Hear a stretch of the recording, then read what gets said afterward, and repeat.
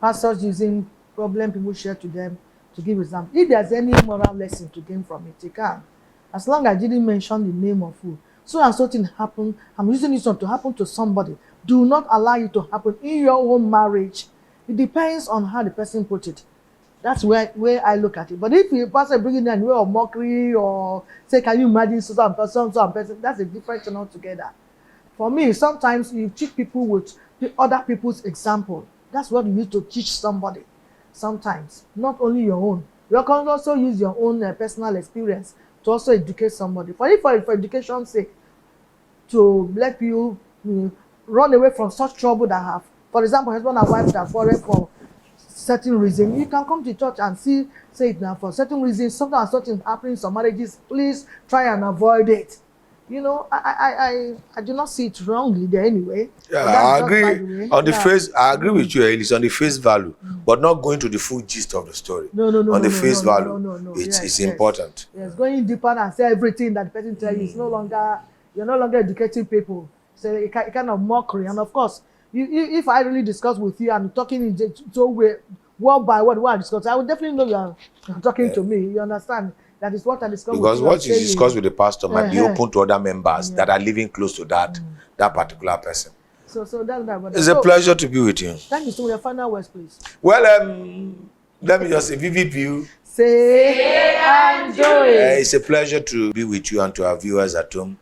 What I just want us to understand as parents is that we should be interested in everything that happens to our children. Pay attention to what happens to them, be interested in what they are saying, notice changes in their behavior, and so that you can quickly nip anything that you need to nip in the bud or to encourage what you need to encourage. Don't allow work and materialism to take your attention away from your children. What you don't attend to today will definitely hurt you in the future. Thank you very much.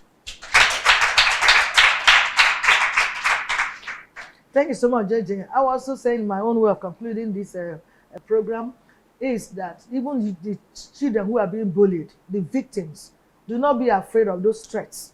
Like if you report to anybody, if you tell anybody, I will kill you, they will not do anything. Those are just empty threats because they knew that if you open up, they will be in serious danger. They will be penalized. They will be punished. So they come first to say, don't say. So because that's the problem we're having. So whenever anybody see that sign of bullying, please report to your parents particularly. Then report to school authorities. School authorities should be they could be secondary, or it depends on where you are. But at least speak to somebody. Somebody will know before it escalates. And we are saying completely, those of you in school, in court, please, that's not the best way to be. Don't be in secret court. Try and do your things in the open. It's only children of darkness that walk in darkness.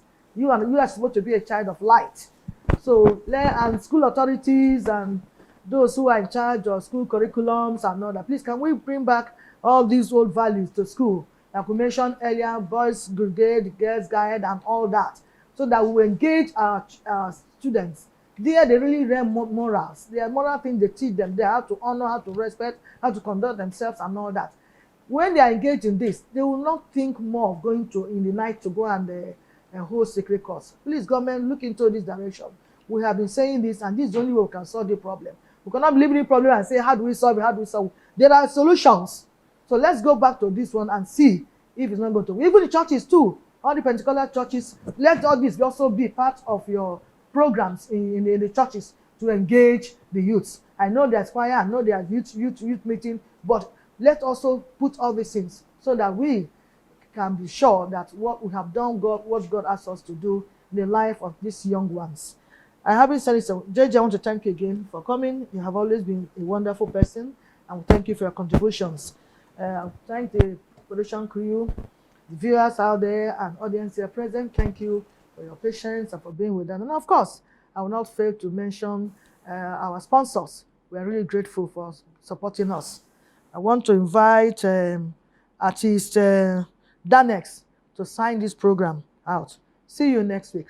Vivid View, say and do it. Okay. Thank you so much.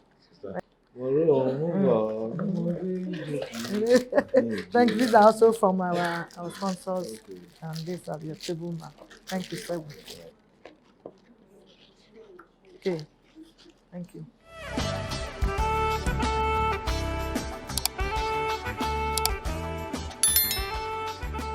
This is VVV